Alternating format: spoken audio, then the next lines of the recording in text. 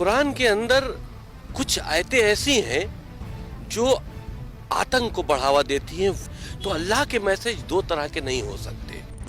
Islam prescribes violence and intolerance. If you read what's said about America, in Muslim countries, it's a cartoon.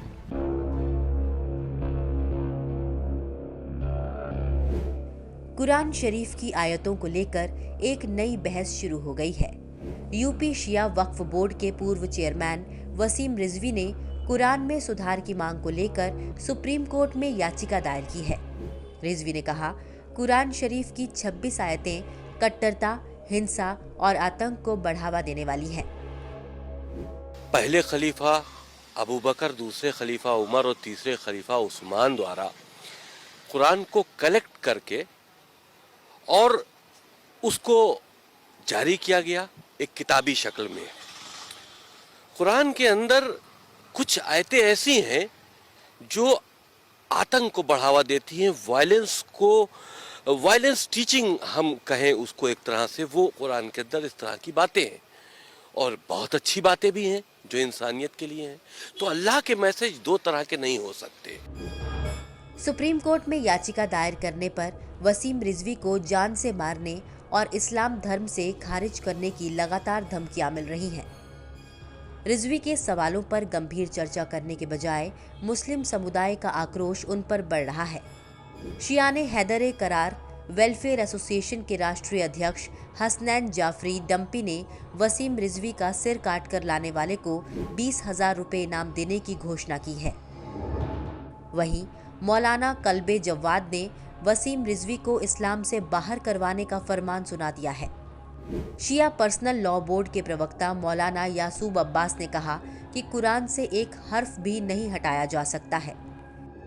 Wasim Rizvi से पहले भी कई बुद्धिजीवी मुसलमानों ने इस्लाम धर्म में सुधार की गुंजाइश जताई, तो उनके खिलाफ भी इस्लाम की कट्टरता सामने आ गई।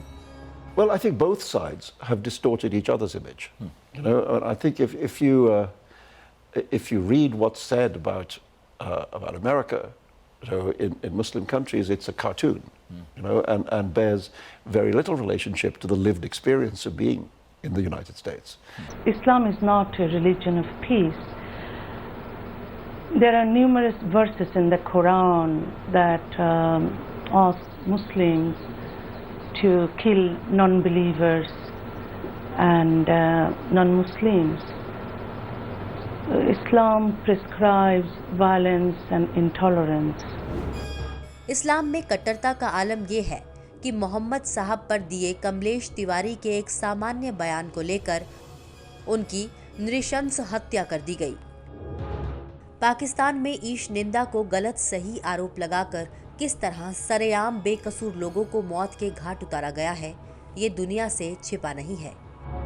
वहीं पिछले साल ही फ्रांस में पैगंबर साहिब के कार्टून बनाने पर एक शिक्षक की हत्या उसके कट्टर इस्लामी छात्र ने कर दी।